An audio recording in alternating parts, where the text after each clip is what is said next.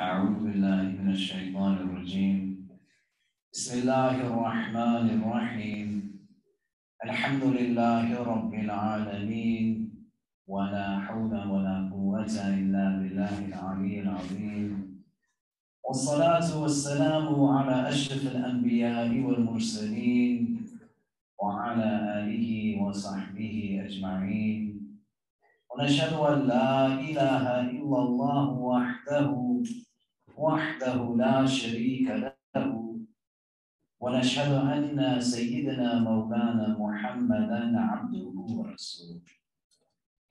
In the name of Allah, the gracious, the merciful, all praise is due to Allah, the Lord of the universe, the master of the day of judgment. I bear witness and testimony to the oneness of Allah, to His magnificence, His omnipotence, His might, His glory, to His being the creator and sustainer of all things, the giver of life, the guider of hearts, the master of the day of judgment. And I bear witness to the fact that Muhammad ibn Abdullah sallallahu alayhi wa sallam is His servant and final messenger. May the peace and blessings of Allah be upon him and upon all those who choose to tread in His path until the last day. Over the last weeks, we've been looking at the final verses of Surah Al-Furqan, at a particular category of individual that Allah Azza wa Jalla describes to us, the Ibad al-Rahman, may Allah make us from amongst them. With a recognition that each and every one of us that exists in creation, whether we are aware of it or not, we can be categorically defined as an abd. By definition, you are abd when you rely on something to exist. And Allah uniquely is Rabb because He is Ghani, He is self-sufficient. The divine does not rely on anything to exist. And you can now narrow the scope of how you embrace your role as being a servant by channeling that now to reflect on what is it that I actually am in submission to. And there are so many things that consciously or unconsciously we can become subservient to. Right now, there are millions of people in these days of Dhul Hijjah who have left from their homes to perform the Hajj pilgrimage. May Allah accept from them, make it a means of benefit for them. May Allah end the injustices that come out of those cities by those who perpetrate, not in the name of our faith, but in the names of so much that is contradictory towards it. Those Hujjaj, they move forward in this mode of a recognition of embracing what it means to be a true servant of the divine. Leaving behind, not by convenience, leaving behind, not simply by choice, but seeing fundamentally that I will move forward in this journey as soon as I have the means to do so. When they make that tawaf, that you're going to see images of again and again, in your own reflection on your own role of being an abd, you want to think for yourself, what am I walking circles around day in and day out? As we stand and pray in the direction of the Kaaba, or where you are there in the Haram, in the Mataf area, and the Kaaba is right in front of you, and you see people standing at 360 degrees of perspective, directionally in a physical sense, but in a metaphysical sense, pointing not just their outward, but their inward. And you can again reflect. If I want to know what I'm an abd of, what is it that I orient my direction to? That this is a qibla of those who follow Islam, but where is my direction? What guides my compass? What am I headed towards, pointed towards? What is it that I'm truly a servant of? May Allah make us servants of Him and Him alone. Now, this construct in Surah Al-Furqan qualifies the nature of these ibad by saying that they are particularly the Ibad al-Rahman, the servants of the most merciful. Rahmah in and of itself is not equated to mercy. It's important to understand the nuance as we discuss another characteristic today that is relevant to the engagement and embracing of Sharia. Because when you think of mercy, when I think of mercy commonplace, we root it now in a bombardment of inequity, in oppressive systems and structures, rooted in patriarchy, rooted in this unsatiable, overtly capitalistic greed, rooted in supremacy that claims whiteness is the primordial state. So it has us think of a sense of mercy rooted primarily in this legal system of punishments, do's and don'ts, fines, justice. Whereas rahmah is rooted in mercy definitively, but it also is rooted in compassion. It's rooted in love. It's rooted in softness, gentleness. All of these things are evoked when we talk about rahmah, not just mercy in that sense. And these Ibad al-Rahman, the characteristics that we've discussed of them. Alladhina yamshuna ala al-ardi hawna, they walk on the earth with dignity and grace. And when the ignorant engage them, they respond with peace. Qalu salama. They're the ones who spend a portion of the night in prostration and in standing their Lord. They're the ones that make dua to Allah, asking Him to sway them away from the punishments of Jahannam. The characteristics, the categories, they continue, they move forward. And as we mentioned last week, they're the ones who are mindful in their spending, that they do not give of their wealth in excess, israf, nor are they miserly or stingy, but they're somewhere in between. And as the verses, the descriptions, they continue. They say, وَالَّذِينَ لَا يَدْعُونَ مَعَ اللَّهِ إِلَهًا آخَرَ, that they are the ones who they do not call upon with Allah any other Lord. That they do not take the life of a nafs, وَلَا يَقْتَلُونَ نَفْسًا. They do not take the life of a nafs that Allah has made sacred. التي حرم الله إلا بالحق, except if there is a defined reason that comes from God through it, an act of self-defense or something like this. وَلَا يَزْنُونَ, they do not commit zina. And here it creates now a distinction from the previous categories, because those previous descriptions were giving us characteristics of the Ibad al-Rahman in terms of things that they would do. And now there's a shift by saying, here's things that define them based off of what they do not do. At a face value, it can have us retreat back to a very simplistic understanding of what this religion is about. Do's and don'ts are a part of it, definitively. And the specificity of these things are important to understand, because it's talking about shirk, it's talking about murder, it's talking about zina, where our Sharia is not just a system that is in and of itself meant to pursue without it being a means to something. And you have now not just the implementation for the sake of it, but it's meant to bring you to something. There's a concept within our tradition that's called the maqasid Sharia, the objectives of Islamic law. And of them, you have the preservation of faith. You have the preservation of life. You have the preservation of honor, lineage.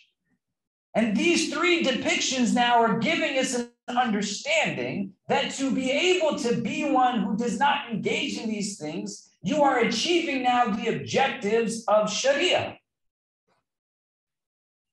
That it's a religion, it's going to be about fundamentally the preservation of faith. And it's a very purely monotheistic religion, that you do not worship anything other than one God. And that is a God of all creation, A God that is not gendered in any capacity, laysa kamithlihi shay, means that there's not anything that's like a likeness to him. So our Prophet ﷺ, who did not write any portion of this Quran, is not bringing any aspect of his culture, his gender, his class into it. But it is a God, a divine entity, that our understanding of in a limited rational capacity is that anything you can conceptualize the divine to be, know that he is other than that. A God that loves you more than a mother loves its child. A God that's not simply your God because you come from a certain background, but a God that right now, millions of people from all over the world, black, white, brown, rich, poor, young, old, have left behind everything they have to go and worship of. A gathering that's so majestic that you can see people of all backgrounds, unlike most spaces that we frequent, that have centered now God rather than centering the self, have removed distinctions that make us segmented and divided. Because the idea of Tawheed in our tradition is of one of complete unity. It will not tolerate divisiveness in any capacity. So when the Ibadah Rahman, they're not calling upon other than Allah, they're in this mode of the maqasid of the Sharia, they're preserving faith. That's what this religion is about. It's about God. It's not the preservation of any cultural practice. It's not rooted in you feeling bad because you don't want your kid to marry somebody from a different country. It's not about building gatherings that only people that come from your social class and level of wealth can participate in. It's not about the establishment of structures that seek to elevate the privileged at the expense of those that are underserved and underprivileged. But it's one that values and dignifies each and every human life, which takes to the second characteristic in this verse, that you don't murder, you don't kill. That the purpose of this religion is to preserve life. And the verses that we spit out regularly, one life saved is like all mankind, one life lost is like all mankind, these ring true. And each and every one of us, as we go into a celebration of a holiday, from an auspicious day of Arafah, that is today, may Allah accept from us on it, should be making dua if we are already not feeling it, that whenever we see acts of senseless violence, guns being shot by babies killing babies, politicians who value profits over people, making decisions and legislation that will harm the lives of millions of women, that we are not a tradition that seeks to intellectualize somebody else's struggles, especially if we're not going through those struggles in the first place. The Ibadah Rahman, they value not just their life, they value the lives of others.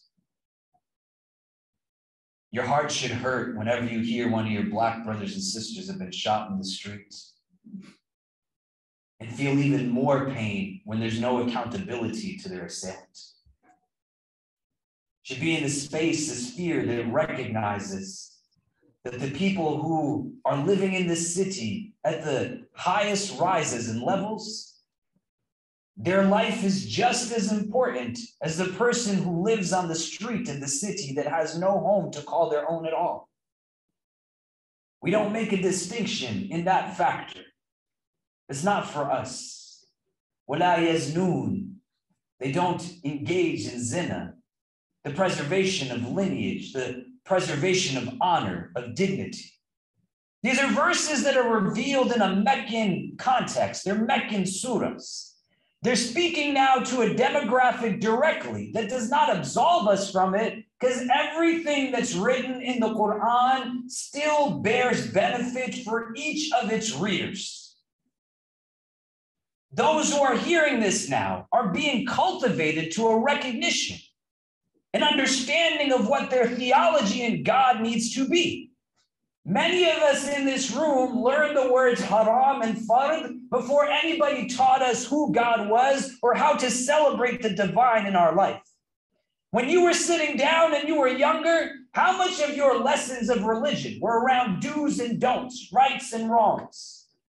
And likely most of what you did was more haram than you did anything that was good. It creates a conceptualization subconsciously of God that he's an angry old man in the sky looking for a reason to punish you. And then we run into the challenge that when somebody wants to just get us to do what they want to do, they just attach a word of religiosity to it to make us seem as if we are somehow excluded from a relationship with the divine. The Meccans, they didn't have a belief in God the way that Islam taught one to believe in God. There was no sense of accountability or an afterlife.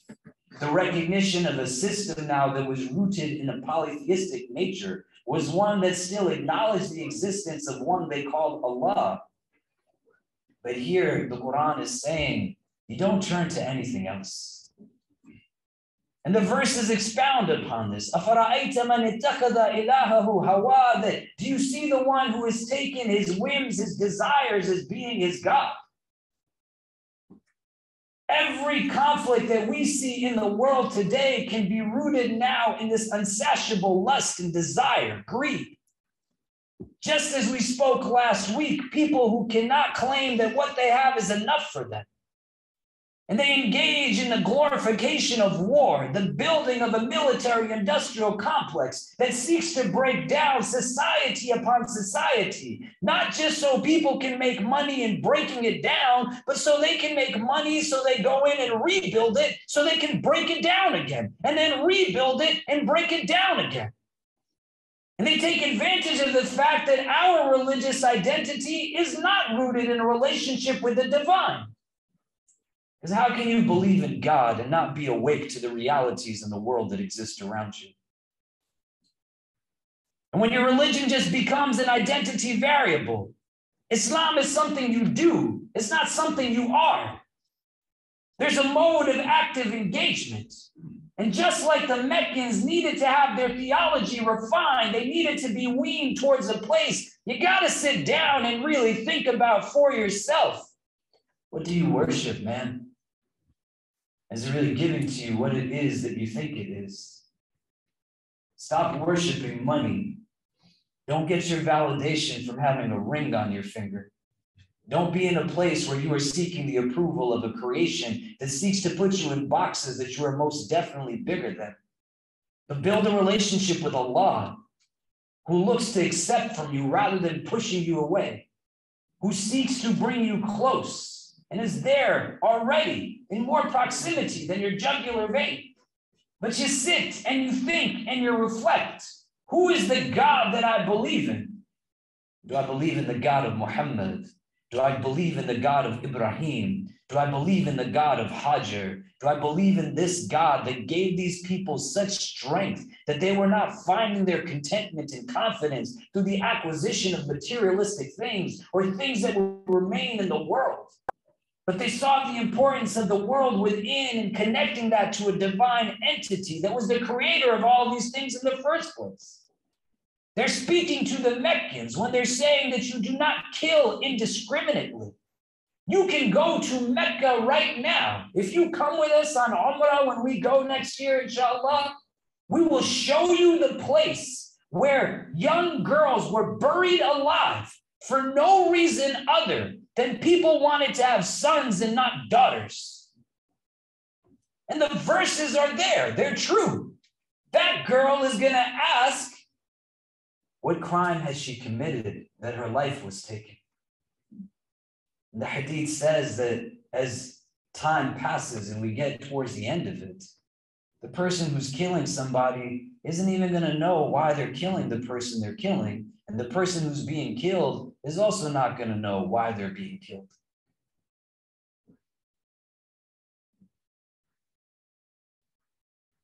Wala yaznun, the Meccans were engaged in all kinds of random relationships.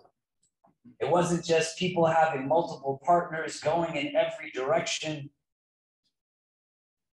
but to be mindful and to not be triggering for anyone in the space. The validation of incestuous relationships was there.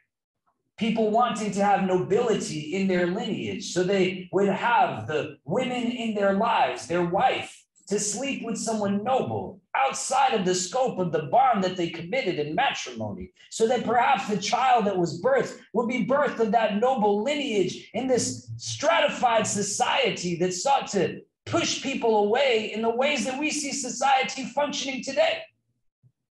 And Allah's telling those people and telling us, وَلَا يَزْنُونَ, don't do this. This is not the base of dignity.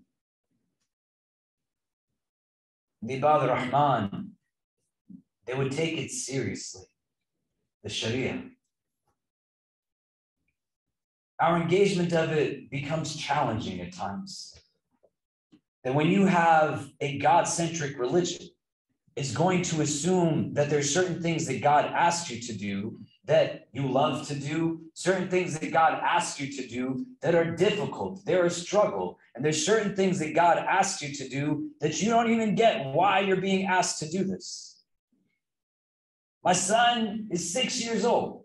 I took him and my daughter to a soccer camp that they were part of yesterday after they went to their day camp. And he's playing with other 6-year-olds and 5-year-olds. And there's a kid that's from his public school class that's also in the camp. And at the end of it, they were passing out gummy bears to kids to eat. And my kids got a pack and then they handed it to me because there was no ingredients on it. Maybe it had gelatin, they're telling me. And so one of my son's friends, a young boy who is not Muslim, he said, Kareem, did you eat your gummies? He said, no, Jacob, I didn't eat the gummies. He said, why didn't you eat the gummies? He said, because there's gelatin in them. And then Jacob, after a couple of minutes, thought about it. And he said, what's the problem with gelatin? And then Kareem looked at him and said, I don't know. And then Jacob said to Kareem, I don't think there's gelatin in these things. And then Kareem came and pulled on me and said, Baba, Jacob said there's no gelatin in it. And I said, well, it's good that Jacob told us that there's not. And then my daughter has a friend named Charlie, and she said, I'm sorry you can't eat these, Medina, but I can eat them, so give me yours. Fundamentally, it's difficult, but a lot of what it ends up coming back to is we simply try to not do, or we strive to do, what God has asked us to do and refrain from doing. So we believe in a God that knows best. But that's a subjective understanding. You can engage it on a theoretical and an abstract. But your conviction lies within you. It doesn't mean you shouldn't have questions. It doesn't mean that you can't struggle. If you are in a place where you don't have difficulty, there's a good chance that you are now not subservient to God, but you have made a religion in which God is subservient to you. The whole point of spiritual growth necessitates that there's mountains to climb, that there's challenges that will come, obstacles in our way. It's not a religion that functions purely off of a rational or irrational frame. Something makes sense to me or something does not make sense to me, but it interjects a third prism that is supra-rational that says that I don't need to understand it in order for it to be valid. I can just be comfortable with the fact that I'm the abd of Ar-Rahman. I don't need to be God. We have everybody just move up again, please. People are coming in.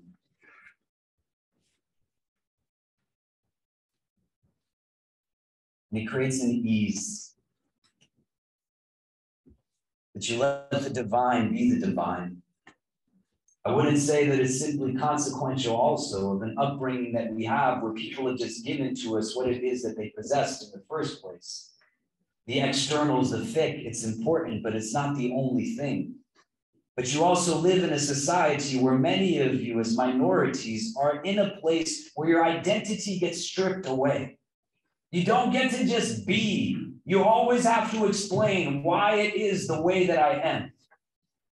It's always a struggle to be able to go into spaces and to say that I have 5 daily prayers. I need to take breaks.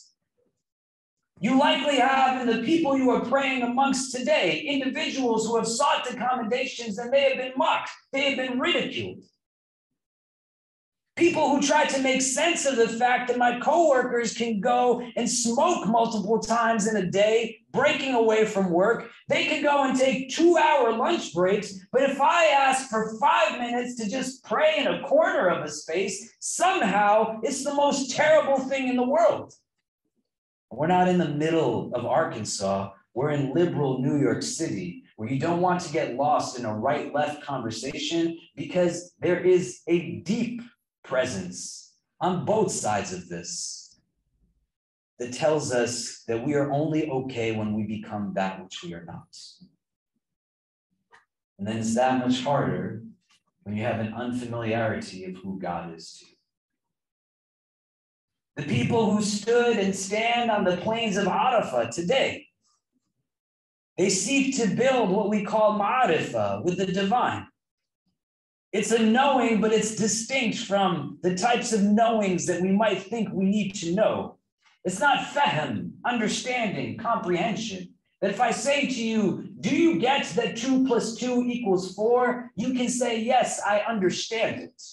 It's not a ilm that if I say to you that do you know 2 + 2 = 4, you can say, yes, I know it. Do you know today is the day of Arafah? You can say, yes, I know this. But when we talk about ma'arifah, it's a type of knowing that is rooted in intimacy, acquaintanceship. It's an experiential knowledge. Just like the verse that speaks about diversity in creation. إِنَّا خَلَقْنَاكُم مِّن ذَكَرٍ وَأُنثَىٰ وَجَعَلْنَاكُمْ شُعُوبًا وَقَبَائِلَ لِتَعَارَفُوا. That you were made from a male and a female and into nations and tribes, لِتَعَارَفُوا, so that you know one another. It's an intimate knowing, not just a stereotypical knowing or a removed knowing that, yeah, I know there's some people over there that are like this. Just spend time with those that are distinct. Similarly, the Hujjaj, they stand in the plain of Arafah and they're spending time with their creator in the hopes of building that knowing. Sharia itself is meant to be expansive, not restrictive. It's literally translated as a path to water. And you conceptualize the watering well, especially in a Mecca in Arabia. Hajar, peace be upon her, who the Hujjaj celebrate in these days. We celebrate in every pilgrimage. A woman who is elderly, a woman who is the wife of Ibrahim alayhi salam, a woman who is black and is the mother of all of us. She is left with her infant child, Ismail. Nothing but some dates and water, and those then diminish to a point that they are all gone. She runs between the hills of Safa and Marwa as the pilgrims embody in their sa'i, as part of the Umrah and part of the Hajj rites, looking for some sustenance for her baby, just as any mother would. Where Ismail is kicking at the dirt, the sands with his blessed feet, the angel comes and strikes and the wells of Zamzam spring forward. And as the water now starts to move away, surfacing, birds start to flock into the middle of the desert. A tribe called the Jurham tribe, they see these animals going to where they know there is nothing. And so they send some emissaries to inquire what is taking place. And to their astonishment, they find this large body of water, this elderly woman with her baby, her child. They say, as a tribe, can we settle here? And she says, yes, but the water is under my ownership. The Jurham settle, the people start to come, and becomes the foundation of the city of Mecca. But the water is attracting life to it. The Sharia as a path to water is meant to be invigorating. It's not meant to be deflating. It's meant to be something that creates replenishment when you are parched. It's meant to be something that's rejuvenating and empowering. It's hard to do that when religion is not rooted in its fundamental objective, which is about connecting you to God. You don't come to pray here today because your mom and dad would get upset with you if you didn't. You don't fast just because everybody else is fasting. It can be your entry point. You do these things because Allah in His infinite wisdom, Ar-Rahman in His mercy, has given it to us as a means for us to be able to stay balanced, to have contentment in a world that is otherwise chaotic. I had a conversation with who said to me that for some time I left this religion of Islam because the upbringing that I had was one that was so confining, validating abuse, validating mistreatment, validating hardships of all kinds. And she said, when I got older and I started to meet Muslims from different places, I realized that the Islam that they had wasn't the Islam that I was brought up with. And now I'm in a place where I've looked at other religions, but it doesn't necessarily resonate. The theology does not make sense. What Islam says theologically makes sense. I'm trying to now unlearn what I learned so I can learn now with more of an open mind. I'm sorry if people use religion to hold you down. And I'm sorry if people made religion about anything other than God for you. There are millions of people who right now have left their home in pursuit of a relationship with the divine, of all backgrounds. Just reflect. What are they doing? The Ibad ar-Rahman that are in these verses, they take Sharia seriously, not as a joke, but as a philosophy on life that creates an ethical framework through which they make decisions and choices, do's and don'ts. In the coming verses, we're going to see that Allah continues to discuss and talk that those who engage in these acts, there's opportunity for them to have punishment, but there's also opportunity for them to return to the divine in such a way that when they do this, whatever they did that was not good gets now transformed in their favor as hasanats. This is not meant to be a transactional relationship with the divine, but to understand yet again, Allah is looking for any reason to be able to accept from us. The only thing that's getting away. If you'd like to listen to more, please donate to www.icnyu.org/donate. For more of our virtual programs, go to www.icnyu.org/classes. If you have any questions, email us at info@icnyu.org. And for what reason? Another thing that you would want to read, and if we had more time, and perhaps later today when we gather before Iftar, for those who are going to join us here to break fast on this day of Arafah, you go back and read the farewell khutbah of the Prophet ﷺ that was delivered on the day of Friday in that year on the 9th of Dhul Hijjah, also the day of Arafah, where he talks about so many different important things. Do you want to just think about, at this phase of my existence, how is it not now an identity variable, but something that I believe in with conviction, and I believe in also what it's teaching me will offer to me through its implementation, the abandonment of which is not going to rear me anything other than more of the agitation that I'm feeling inwardly. Allah is here with us, closer to us than our jugular vein. The day of Arafah is arguably the most auspicious day on our calendar. You want to carve out for yourself an opportunity to take blessing and barakah and the advantage of it, because of so many good people who right now are interjecting gain that you can yield for your benefit. So reflect with openness, make dua with confidence, set aside some time before the time of Maghrib comes in.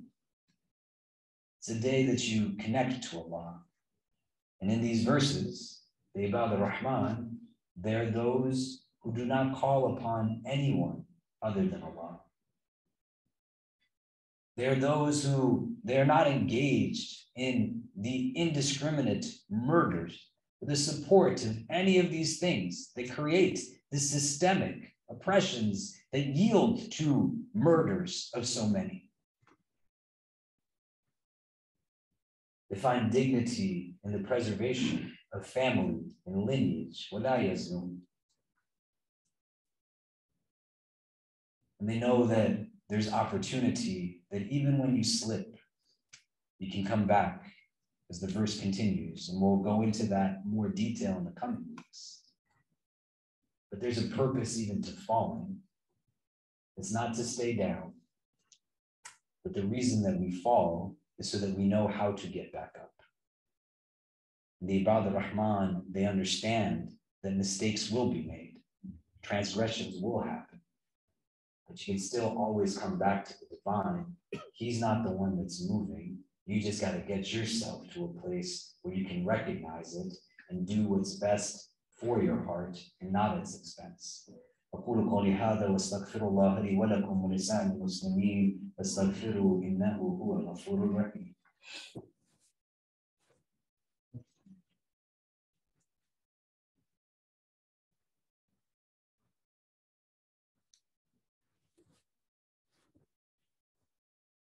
إن الحمد لله نحمده ونستعينه ونستغفره ونؤمن به ونتوكل عليه ونعوذ بالله من شرور أنفسنا ومن سيئات أعمالنا من يهده الله تعالى فلا مضل له ومن يضلل فلا هادي له ونشهد أن لا إله إلا الله وحده لا شريك له ونشهد أن سيدنا مولانا محمدا عبده ورسوله. Tonight, inshallah ta'ala, we're going to be hosting iftar here at the center, open to everyone. Feel free to join us. Prior to Dr. Marwa, Sheikh Fayaz, and myself, be sharing some reflections starting at 7 o'clock. We'll make dua before Maghrib. If you want to join us in this space leading into it, we can benefit from the presence that you will bring individually. Please do join us. We're going to be hosting Eid prayers tomorrow in accordance with the Sunni tradition. We're hoping, inshallah, it's going to be in Washington Square Park. If the rain does not hold off, then we'll move inside to the 10th floor of the building next door. And either way, we'll be providing a brunch to the community in the building next door after Eid prayers are done. And on Sunday, we'll be hosting Eid prayers in accordance with the Shi'i tradition. And that'll be happening in the 4th floor prayer room here. Both will start at 8:30. We're going to open doors at 8 a.m. So please do join us. If you're not able to join us for these gatherings, again, make use of this day of Arafah. And it's not to think about this in a morbid way, but to think about it in a way that recognizes it as a blessing. There's a lot of people who they would have done anything to have made it to Hajj this year. There's a lot of people who would have done anything to be able to witness the day of Arafah, to be able to stand, make dua, whether they're on the plain of Arafah or they're here in New York City or any part of the world. And they're not written amongst those who are going to be able to witness it on this day. May Allah grant them peace. But you're here. This is your day to take advantage of. Yes, you'll have to go back to work. Yes, you might have to go back to class. Yes, there might be some things that you have to do. But you can carve out some moments to just turn yourself towards your Lord and seek to take advantage of something that so many others are going to be taking advantage of. Why would you deprive yourself of it? When the holiday dawns upon us, be sure to celebrate the holiday. There's some of us who don't have choices because of life circumstances. We have to go to places of work. we have to go and do certain things. I've been working on Eid for the last 20 years of my life. But to understand that there's also those of us who will simply choose to not celebrate. That can't be a choice. You're not going to feel the blessings and the benefits of the Sharia if you turn it into a dismal place to begin with. Invite people to spend time with you. Turn to the people you're going to be praying with today and say, what are your plans for this weekend? Allow for yourself to engage in the blessings of a communal experience, but make opportunity as well for those who might not have anybody else to celebrate with. You're going to come to Eid here tomorrow, go to a local grocery store, buy a box of candy, and just start passing it out to kids. Be in a place where you can anticipate how you bring joy to somebody. Doesn't even have to be Muslim people. Allow for yourself to celebrate in every sense of the word with creativity. Tell the people you love that you love them. If it's the first time you're going to give somebody a mechanical hug, then make sure that it's the first of many times and you don't wait for 2 holidays on a calendar year. But you allow for yourself to anticipate, what will this day look like for me? If you have not done so already, you want to perform the udhiyah, the qurbani, the ritual slaughter that's attached to the days of Eid. Within the Abrahamic tradition, we likely know the story. There's a lot of people in the world right now who will benefit quite deeply from being able to have food to eat through the performance of this udhiyah. Our center is sending contributions to Sudan, where right now more than 9.6 million people face food insecurity, hunger, starvation. May Allah make things easy for them. There's no shortage of places in the world right now where people don't have anything. You and I literally will be able to eat when the sun goes down, or go eat now, or drink water at the fountain behind this wall that will give you cold, refreshing water at your leisure. That's not to create guilt. It's just to think about. Again, you don't want to perform mindlessly. These verses that we just looked at, as you go toward the end of time, the performance of shirk, the performance of murder, the performance of zina, they're going to become mindless acts. People are just going to engage in them without any elements of consciousness present. So you see this as a spiritual vehicle. You give your udhiyah because somebody else is going to be able to benefit through it. And when they receive it, they're going to not just receive food to eat or food to give to their children that they otherwise not would have had, but they'll feel as if they're not forgotten. They'll know that somebody is remembering them. And lastly, we're partnering on a campaign as well to bring Eid toys, gifts to children who are in pediatric care in hospitals right now. I last night did a Zoom with a family whose 4-year-old son fell out of a 2nd-story window and is in a medically induced coma right now in the hospital. Their family zoomed in from all over the world. We read Quran, we made dua for the well-being of our baby brother. There's families and children that are like that. And when we do these things, it's not so we can say, look at what we've done, but we're trying to recognize the lived realities of so many who Eid is still for them. So all you got to do is push a button. That's really what it comes down to. You remember we talked about last week, spending has become such a mindless act and also, but now you can bring consciousness to it, to your ease, that in a blink of an eye, you're able to bring happiness to a child and to a family who otherwise would be sitting by themselves in a hospital, not knowing what to do on this day of Eid. So be mindful of the social aspects of these holidays, the social equity aspects, the communal aspects. Be ready to celebrate. It's a holiday that Allah has given to us for our benefit.